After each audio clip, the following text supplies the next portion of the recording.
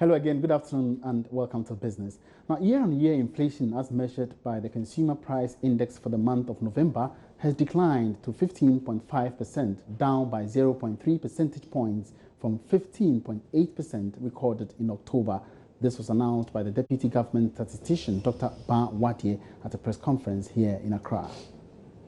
November 2016, the year-on-year inflation rate was 15.5%, as compared with 15.8% recorded in October 2016. The monthly change rate in November 2016 was 0.8%, while that for October 2016 was 1.6%. The year-on-year non-food inflation rate for November 2016 was 18.7%, compared with 19.4% recorded in October 2016. Now, the year-on-year food inflation rate for November 2016 was 9.3%, compared with 8.7% recorded in October 2016.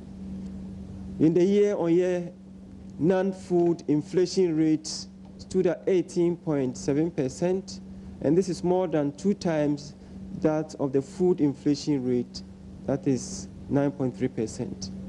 Again, in November 2016, the year-on-year inflation rate in imported items was 16.2%, and this is 1.0 percentage point higher than that of locally produced items, which is 15.2%. The main price drivers for the non-food inflation rate were transport, 27.8%, education, 25.7%, recreation and culture, 21.0%, housing, water, electricity, gas, and other fuels, 20.3%. Then furnishings, household equipment and routine maintenance, 20.3%, and health, 20.0%.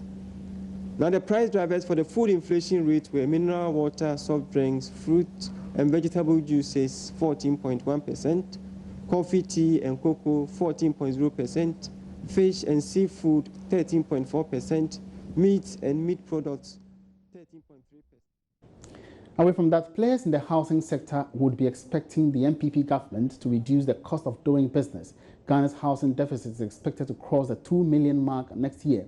High taxes, access to funds, and land acquisition remain some of the key challenges which need to be fixed. Despite call for government's intervention, Executive Secretary of the Ghana Real Estate Developers Association, GREDA, Samuel Ameigaibo, says the situation will continue if there is no combative approach. I believe housing is something that, so far as human beings continue to live on this earth and family contract marriages and children are born out of it, it automatically sets out the base of the human race that we will be multiplying. And as we are multiplying, the issue of housing will continue to confront us every day. And so we need to institute some schemes. What is happening today is that private sector is managing what they can, but the state is doing contracts, giving contract to people to provide housing. And I believe that is not the best approach at the moment. We need housing schemes that will be revolving in terms of the financing, that will be sustainable and will be long-lasting for all of us.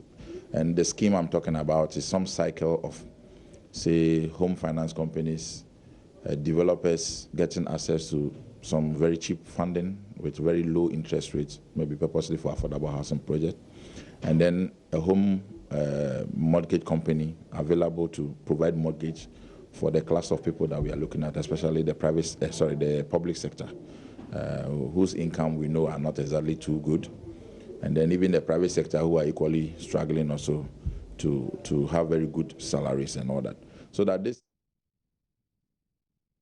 And that's it for now. There will be more business stories ahead on the marketplace coming up shortly at 1 p.m. My name is Emmanuel Abuaji.